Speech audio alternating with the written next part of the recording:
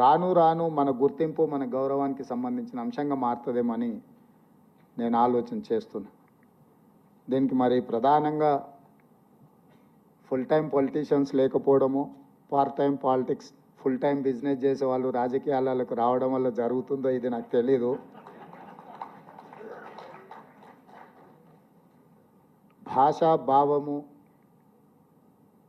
అసలు ఒకటి ఉంటుంది అనేది కూడా రాజకీయాలలో చర్చించుకోవడం చాలా ఆశ్చర్యంగా ఉండే పరిస్థితులు వచ్చినాయి.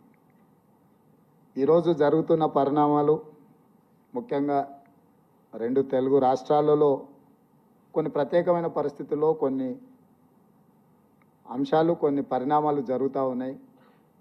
ఇవి మన మనుగడకు కానీ మన గుర్తింపుకు కానీ దేశ రాజకీయాలలో తెలుగు భాషకు ఈ ప్రాంతం నుంచి వచ్చే నాయకులకు ఏమాత్రం ప్రయోజనం చేకూర్చదు. మీలాంటి వాళ్ళు మీ అనుభవాలతో జరుగుతున్న పరిణామాల మీద ఎక్కడో ఒక దగ్గర ప్రస్తావించాల్సిన అవసరం ఉందని నేను భావిస్తున్నా. మీరందరూ ఇప్పుడు ఇక్కడ వేదిక మీద ఉన్న చాలామంది నా వయసు కంటే ఎక్కువ అనుభవం ఉన్న వాళ్ళు చాలామంది ఉన్నారు. ఇక్కడ ఉన్న అధికారులు చాలామంది 69, 70 ఇయర్స్. ఇప్పుడు పివి రంగయ్య నాయుడు గారికి 91 ఇయర్స్, రామ్మోహన్ రావు గారికి 90 ఇయర్స్.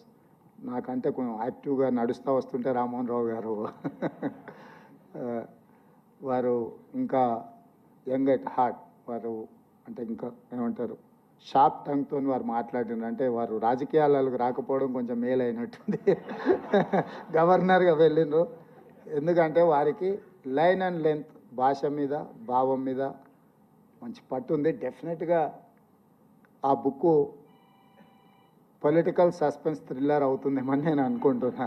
వారు ప్రస్తావించిన అంశాలు అందులో చూడండి లేకపోతే చదవండి అని చెప్తున్నారంటే, మీ అందరితో నా మనవి ఒక్కటే, రాష్ట్రము, రాష్ట్ర ఏర్పాటు, జరిగిన పరిణామాలు, దాని వెనకాల ఉన్న నేపథ్యాలు ఇవన్నీ కూడా నేనేం పెద్దగా చెప్పాల్సిన అవసరం లేదు, మీకు అందరికీ లోతుగా తెలుసు.